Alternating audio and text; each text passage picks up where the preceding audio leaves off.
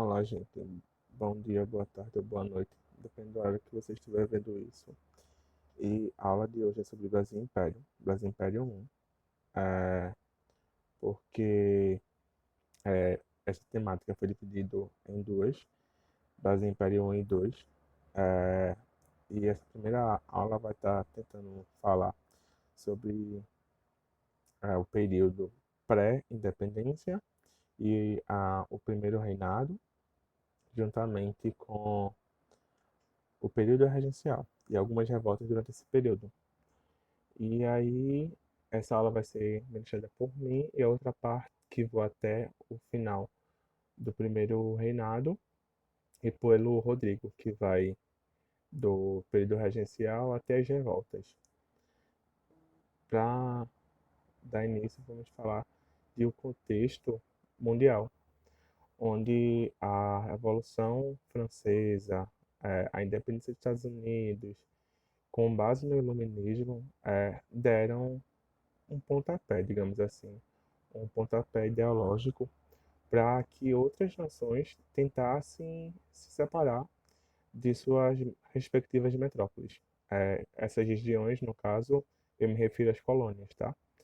E aí, os ideais iluministas, esse ideal de liberdade, ele vai começar a ser difundido para fora da França, vai influenciar aqui na América e já podemos ver na colônia algumas revoltas de caráter separatistas, como a Revolução Pernambucana, a Conjuração Baiana e a Conjuração Mineira, que foram revoltas. A Revolução Pernambucana foi de cunho liberal e a Conjuração Mineira, ela vai ser também com esse viés. Um viés onde eles vão tentar estar se separando da metrópole e está garantindo uma maior autonomia é, política e econômica para o Brasil. A era napoleônica ela foi, digamos que, um pontapé. Após a Revolução Francesa, vem essa época de Napoleão, onde Napoleão vai tentar ter o domínio e a hegemonia do comércio e dos negócios na Europa.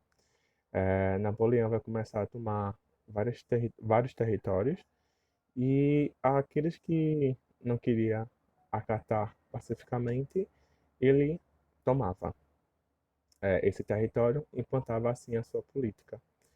É, ele chegou a tomar a Espanha e após a tomada da Espanha, ele chegou em Portugal e disse: "E aí, Portugal, tu vai querer fechar negócio com a França ou tu vai continuar de parceria com a Inglaterra?" E com isso, é, Portugal, de início, tentou mediar entre Inglaterra e Portugal com a Dona Maria I, mas assim, chegou a um limite em que não deu mais e ela pediu auxílio da Inglaterra. A Inglaterra mandou os seus navios, e esses navios escoltaram os navios portugueses até o Brasil. É, esse movimento vai de 1808 a 1809. E aí, de início, as mudanças que há aqui, né, no território são mudanças, primeiramente, a transferência do centro político de Salvador para o Rio de Janeiro, e além disso, vai surgir algumas instituições, como o Banco do Brasil.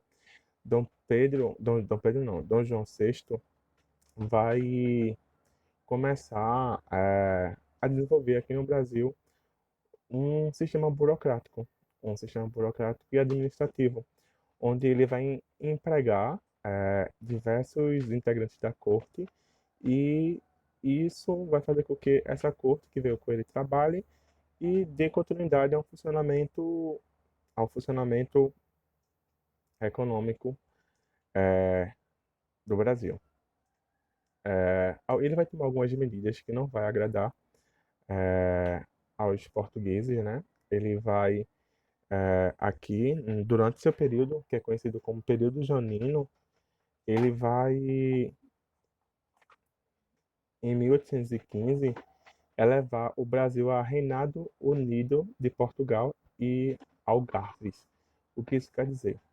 Quer dizer que o Brasil fica, vamos dizer assim, pau a pau com a metrópole, sabe? Fica pau a pau com Portugal. O Brasil ele agora vai ser o centro político e econômico de Portugal. No caso, ele transferiu é, o eixo de Portugal para o Brasil. E aí isso vai garantir uma maior autonomia ao Brasil. E além disso, é, como a Inglaterra ajudou ele e a sua família a fugir de Portugal, ele vai ceder algumas concessões da Inglaterra. Dentre elas está o pedido da abertura dos portos. A abertura do porto ela vai garantir que o Brasil possa estar negociando com outros países além de Portugal, quebrando aquele acordo entre metrópole e colônia e esse comércio aí que existia entre esses dois.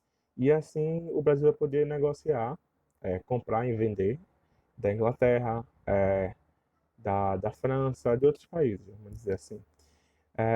E além disso, ele vai pedir uma taxação. A Inglaterra vai pedir uma diminuição da taxação sobre seus produtos. E aí acaba que a Inglaterra ela vai conseguir que a taxa seja de 15% para seus produtos exportados, no caso, importados para o Brasil, importados pelo Brasil, e enquanto o de Portugal vai ser 16,5% e outros países vai ser de 20%. Então, assim, a Inglaterra ela sai na frente de Portugal, ela garante a sua hegemonia dentro do Brasil com produtos mais baratos e o que não deixa os portugueses lá em Portugal muito felizes.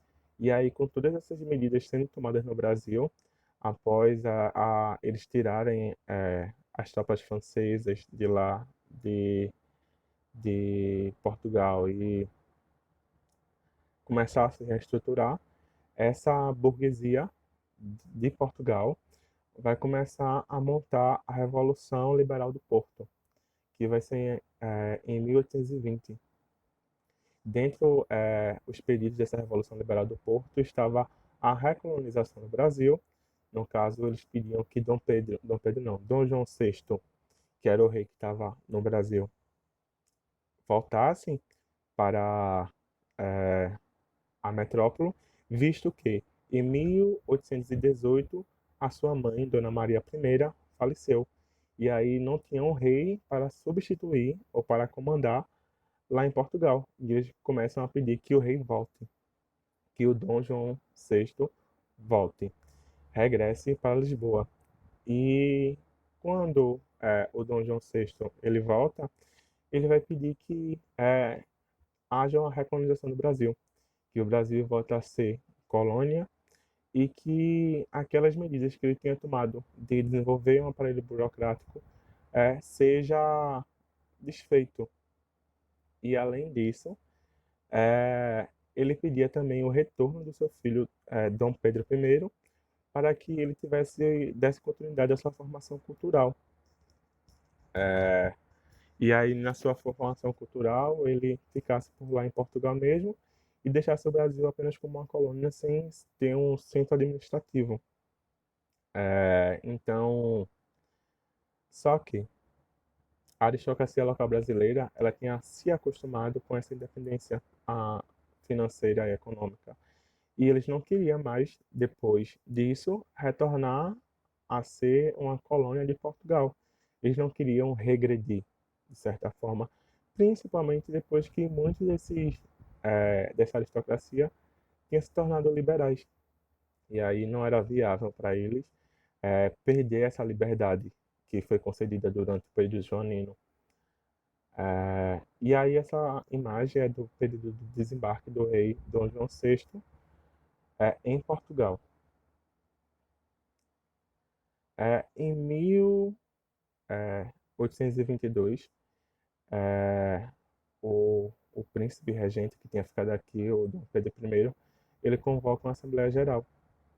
E nessa Assembleia Geral, ele intitula uma pessoa responsável por cuidar, por ser seu assessor, vamos dizer assim. e esse assessor é o José Bonifácio. Mas a Assembleia da Província, o que foi? Era um momento pelo qual todos os representantes do Império de Portugal, que incluía as colônias, eram chamados para fazer e elaborar leis, impostos e todas as decisões que incluíam o Império. Então, assim, essa Assembleia Geral das Províncias, ela pedia que eram, de sua maioria, eh, portugueses, que estavam no Brasil ou que estavam também a pedido de Portugal, para que houvesse uma reformulação na estrutura daqui. E aí, quando Dom Pedro I convoca isso, uma Assembleia Geral, acontece que foi aberta aos representantes do Brasil a possibilidade de debater sua posição e o desejo com o fim da Revolução Liberal do Porto. No momento, José Bonifácio e Andradas representavam os desejos de evitar o processo de colonização, de recolonização, e manter o status do Brasil vinculado com Portugal, mas sem voltar a ser colônia. Então, assim, eles queriam a sua autonomia, eles queriam até um vínculo com Portugal, mas não queriam voltar a ser colônia. Era a aristocracia brasileira não queria isso. E aí ficou decidido nessa assembleia eh, de maioria lusitana que o Brasil deveria voltar a ter o status de colônias e que houvesse o processo de recolonização. E aí, cada vez mais, havia uma pressão para que Dom Pedro voltasse e que o Brasil voltasse a ser colônia. Nesse meio, nesse meio tempo, surge o Partido Brasileiro. O Partido Brasileiro não é um partido que a gente não tem, não é a formação de um partido como nós temos hoje. É um partido que ele não tem essas características. É só um grupo da elite e da aristocracia que se reúne e aí ele vai pedir para, vai pedir não, vai formular meios que façam o que Dom Pedro continue aqui. E aí, com todas essas ameaças, essa pedida de que Dom Pedro fique, é, José Bonifácio, juntamente com o Partido Brasileiro, ele vai correr, vai pedir, no caso, a assinatura de diversas pessoas para dizer que Dom Pedro é uma pessoa querida pelo povo brasileiro e que era necessário e esse povo queria que ele ficasse. E aí ele vai recolher mais ou menos de 8.000 assinaturas, se eu não me engano, e vai entregar a Dom Pedro. E aí Dom Pedro fala, isso é no dia 9 de janeiro de 1822, que se é para o bem da nação, ele fica. Esse dia fica marcado como o dia do fico, onde Dom Pedro fala que não vai voltar mais para a Europa, não vai mais para Portugal, e que vai ficar no Brasil, sendo o príncipe regente. E aí o processo de independência e a formação do Estado. Houve o grito de independência no 7 de setembro, mas nesse meio termo Portugal ameaçou eh, comandar algumas tropas de invasão ao Brasil e para tentar recuperar o poder e levar o Dom Pedro lá para Portugal. Entretanto, durante esse meio termo, Dom Pedro tinha viajado entre junho e julho. Dom Pedro estava em São Paulo, mais ou menos. E aí, é, o José Bonifácio, vendo essa ameaça, ele vai se reunir com a dona Leopoldina e vai formular uma carta de independência, vamos dizer assim. E aí, ele vai mandar um mensageiro ao encontro de Dom Pedro. E no dia que ele conta Dom Pedro é no dia 7 de setembro.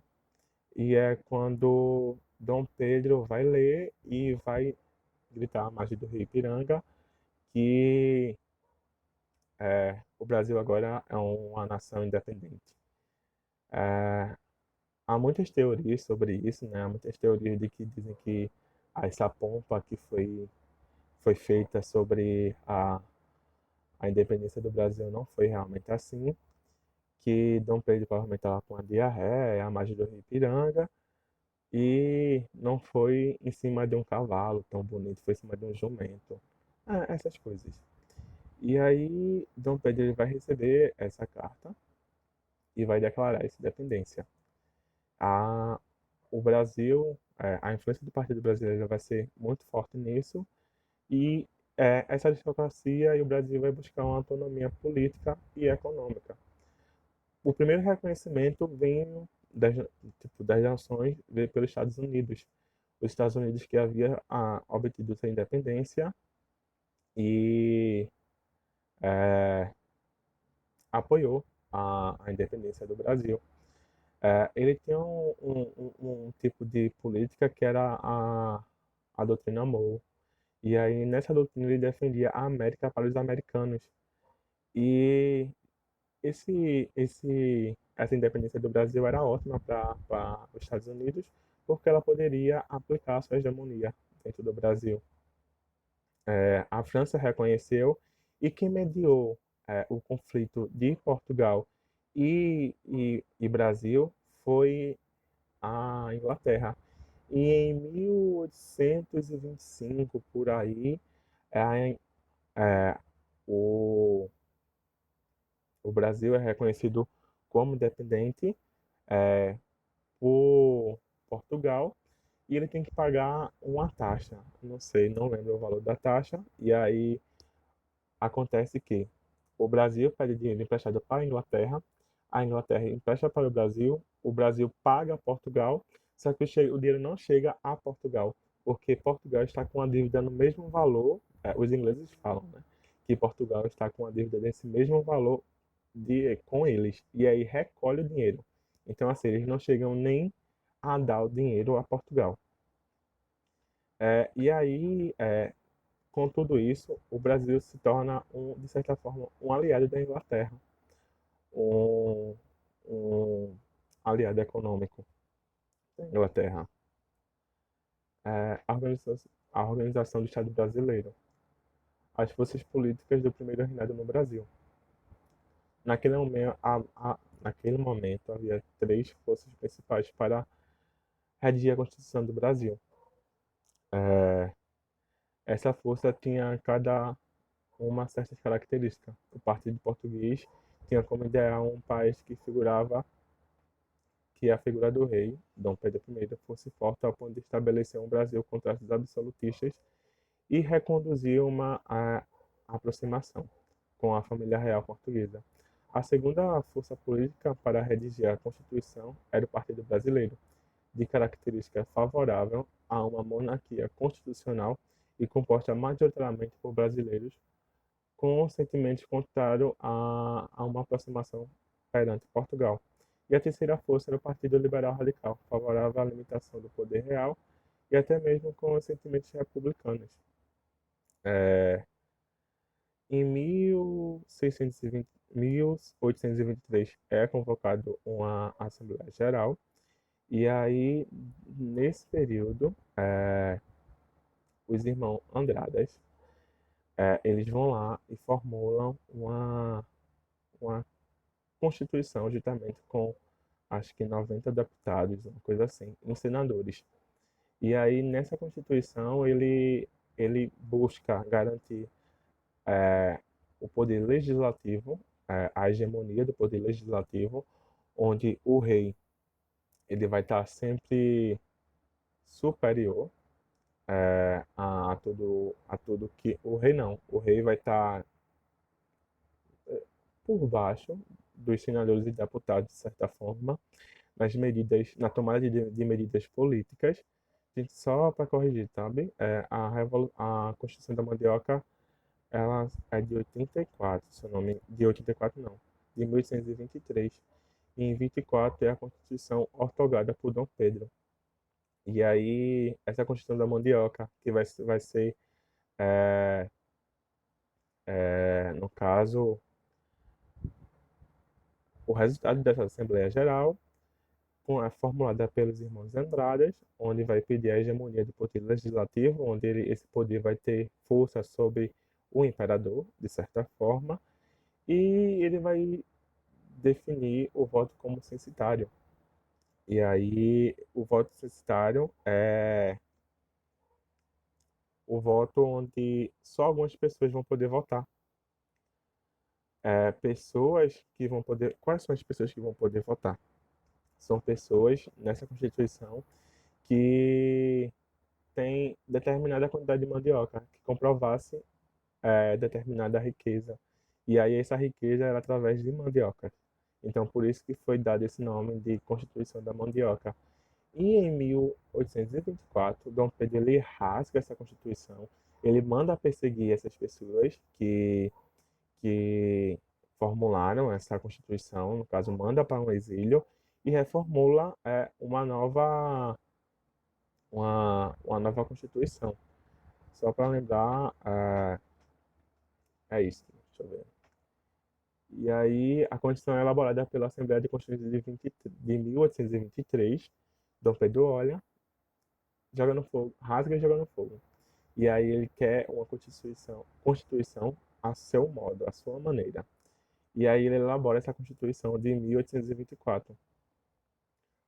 É, o Brasil ele surge como um regime político monárquico e hereditário.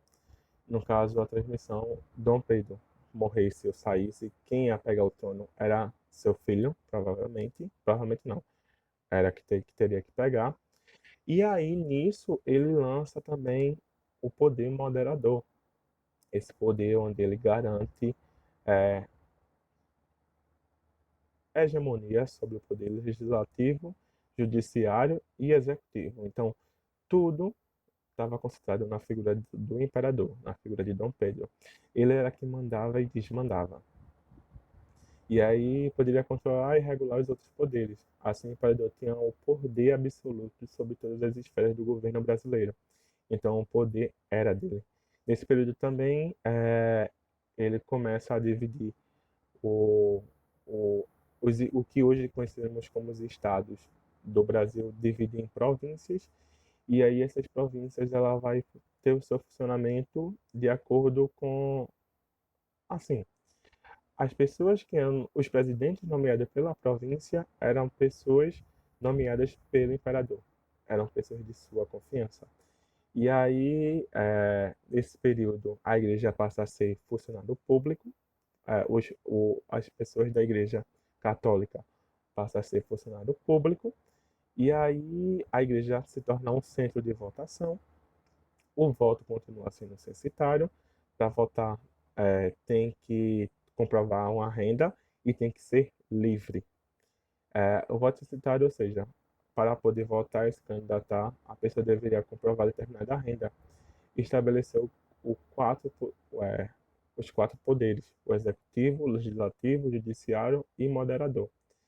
A criação do Conselho de Estado, composto por conselheiros escolhidos pelo imperador. Outra medida foi a manutenção da divisão territorial nacional em províncias e não, eu já falei, e não em estados como federais e republicanos queriam. Os estados eram uma pedida republicana e federalista. O imperador tinha o direito de não responder à justiça por seus atos. E aí, nessa Constituição, essa imagenzinha para vocês. E aí, nessa Constituição, ele garantia quem eram as pessoas, os cidadãos brasileiros, no caso, né? Que ele lança essa ideia de cidadão brasileiro. Eram pessoas livres, pessoas que vocês podem ler aqui, que tiveram nascido no Brasil. E aí, essa Constituição, ela não se refere à cor e nem à etnia. Então, assim, todas as pessoas que fossem livres, nascidas no Brasil, elas eram cidadãos. Acontece, há uma exceção. Uma pessoa que foi escravizada. Assim, quando eu falo de cidadãos dessa Constituição, ele se refere a homens, tá? Mulheres não estão inclusas. Então, homens que eram cidadãos e que teriam o direito de votar, pessoas que tivessem nascido aqui, ou portugueses que tivessem ficado aqui depois da independência e fosse a favor do Dom Pedro, quem fosse contra fora. E aí também, pronto, voltando. O voto era censitário para essas pessoas livres, cidadãos livres. O negro que tinha comprado sua alforria ou que tinha conseguido a sua alforria, ele era livre, mas assim, ele saiu de um posto de escravizado. Para ele ter uma participação política, ele não tinha. Quem só poderia ter é a sua outra geração, no caso, seu filho ou seu neto, que poderia estar participando, porque tinha nascido da liberdade. Aqui é a fonte, sabe, do, do que foi gerado. E aí, a primeira Constituição, o que ela fez, a que interesse ela representava, quem ela incluía e excluía, a escravidão foi mantida, o porquê. Sim, gente, enquanto estava acontecendo as revoltas e independências na América, no caso, tinha acontecido nos Estados Unidos, o Brasil estava passando pelo passou pelo processo de independência e os outros países da América também passou por esse processo. Esses outros países da América passou logo para ser foi uma revolução de cunho liberal. Então passaram a ser repúblicas, enquanto o Brasil tinha se tornado um império, uma monarquia. E o Brasil ele foi o único território que conseguiu se manter. Dom João ele conseguiu anexar ao Brasil o território da Cisplatina. E essa é um território ali onde está mais ou menos o Uruguai, ali embaixo do Brasil. Rio Grande do Sul, Uruguai, o finalzinho da Argentina. E aí ele tinha anexado essa parte. Mas que quando Dom Pedro declarou sua independência, esse território continuou mantido. Ele unificou todos os territórios brasileiros, diferente do que aconteceu no restante da América, onde todos esses territórios foram fragmentados e tornaram países independentes. Então, assim, vamos dizer que antes era um território só. Agora não estou conseguindo me lembrar o nome do território, mas vamos dizer parte do Peru não, do México.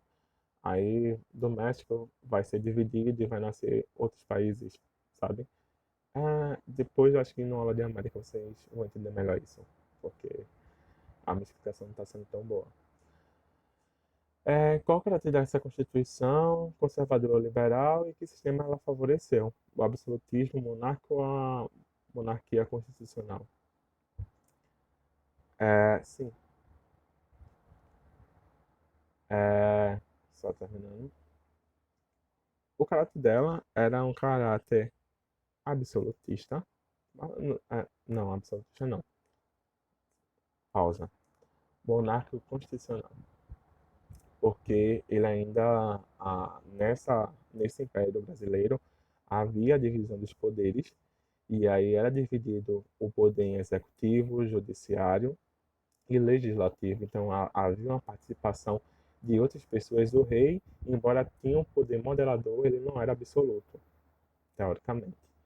E a escravidão foi mantida, a escravidão passou a ser, passou a ser não, ela era uma das maiores fontes de riqueza do Império, e foi no período do Império onde essa escravidão se intensificou, onde o tráfico negreiro ficou mais forte. E aí, a produção de café não, o café é um pouco mais na frente, a produção de açúcar e de algodão estava boa, sabe? E aí, como manter esse sistema? O sistema era mantido através da mão de obra escrava. Então, quanto mais tivesse escravo, melhores era essa mão de obra.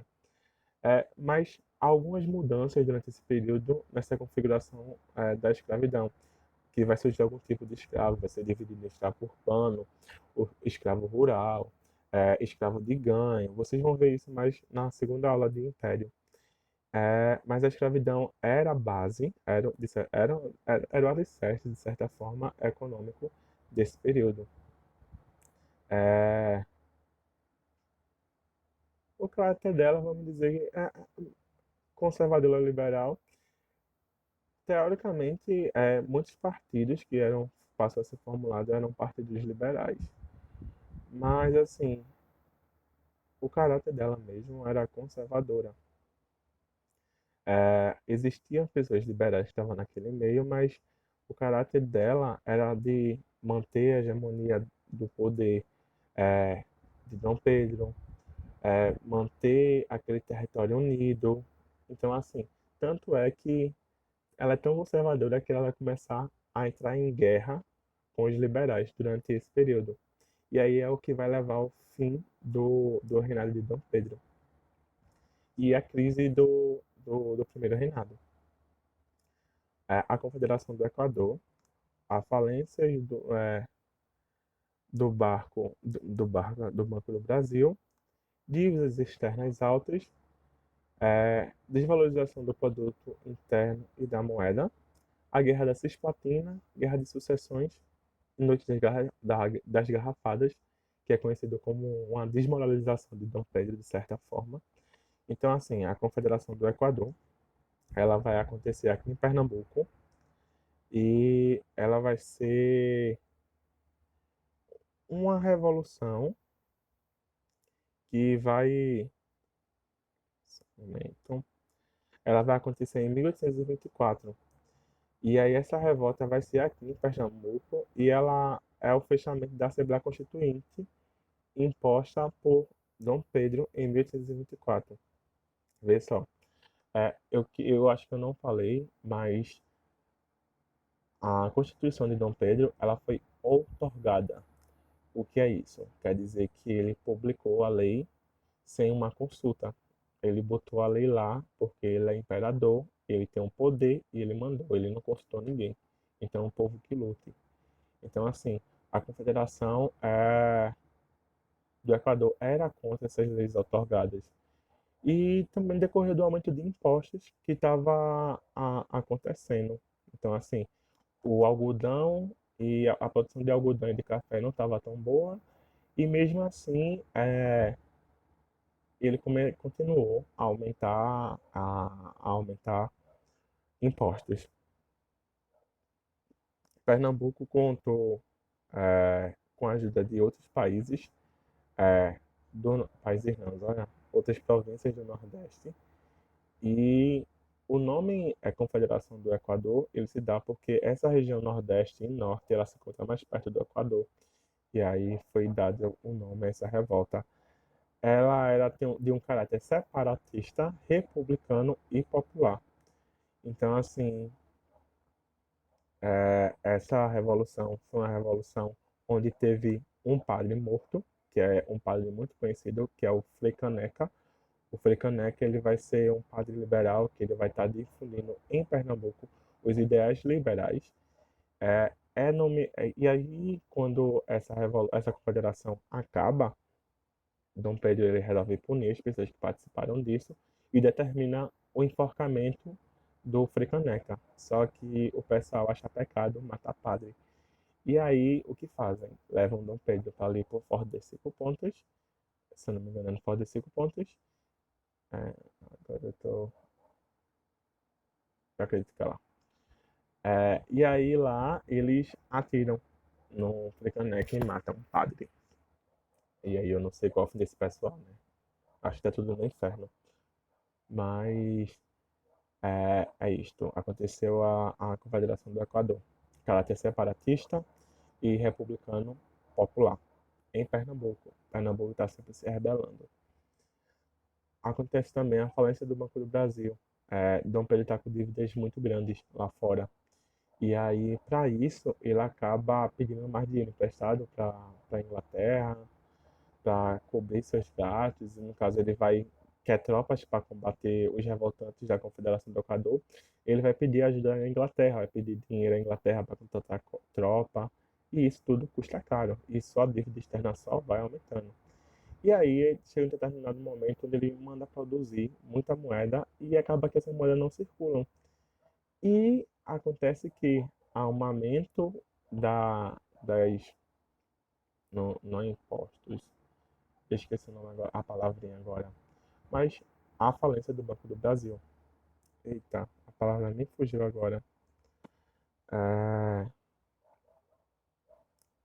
aumento de taxas, vamos dizer assim, é, nos produtos daqui do Brasil.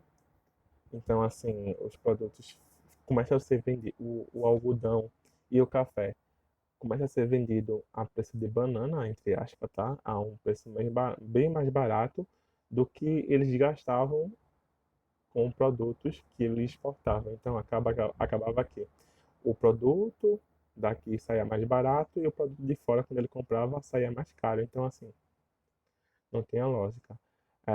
Lembrando que o Brasil, embora tenha passado a se tornar um- um- uma nação independente, a sua, o seu funcionamento econômico ainda continuou sendo o de fornecer materiais primários para a Inglaterra ou para a Europa, Portugal, aos países europeus. Porque a Inglaterra estava todo vapor. É, não se buscou desenvolver aqui no Brasil, nesse período, nenhuma indústria.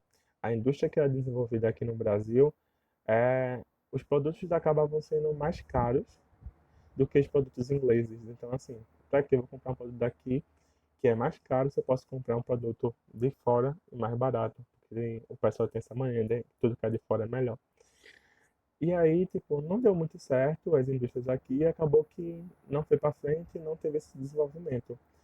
E a desvalorização da moeda, o Banco do Brasil fechou, e aí vem a Guerra da Cisplatina, uma guerra onde Dom Pedro ele sai perdendo e o Uruguai consegue se declarar independente.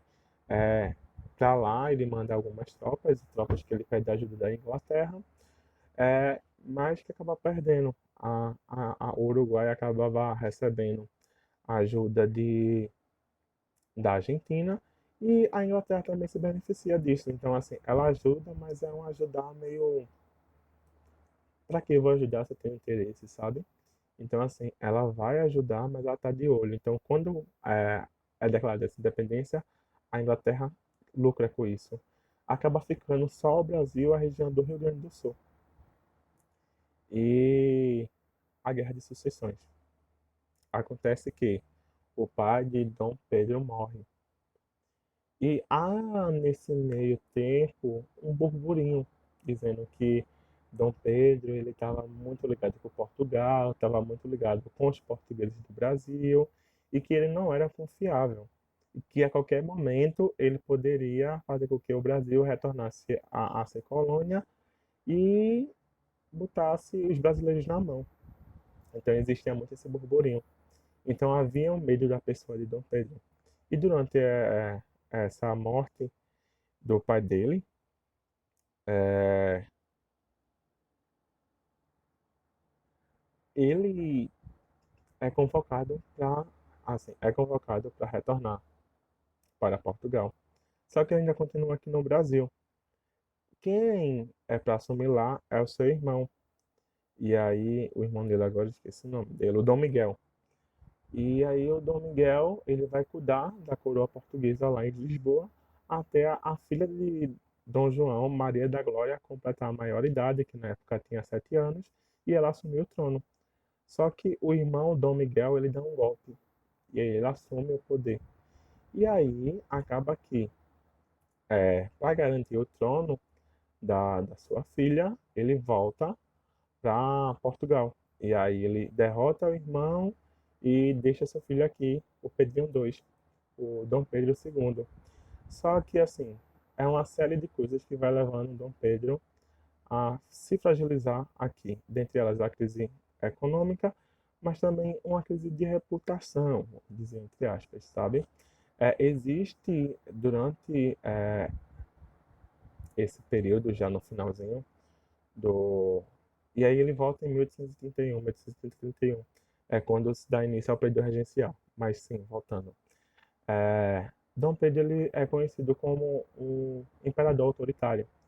É, o imperador pé de chumbo, como eles diziam, mais ou menos assim. Então, assim, ele tinha reprimido de forma muito dura o pessoal na Confederação do Equador. Na Guerra Cisplatina, a Guerra Cisplatina teve problemas porque o Brasil perdeu território, então, assim, ele não conseguiu manter o que o pai dele tinha garantido. E, além disso, os liberais estavam a todo vapor. A todo vapor, assim, né? Estavam se manifestando, vendo que na Inglaterra estava caindo o Alexandre III, ou VI, não me esqueci agora, Alexandre. E aí vendo que os reis estavam caindo e que cada vez mais estava perto uma república, cada vez mais perto, entre aspas, tá? Porque a república no Brasil só vem dar bem mais lá na frente. E aí os liberais começam a usar meios de comunicação.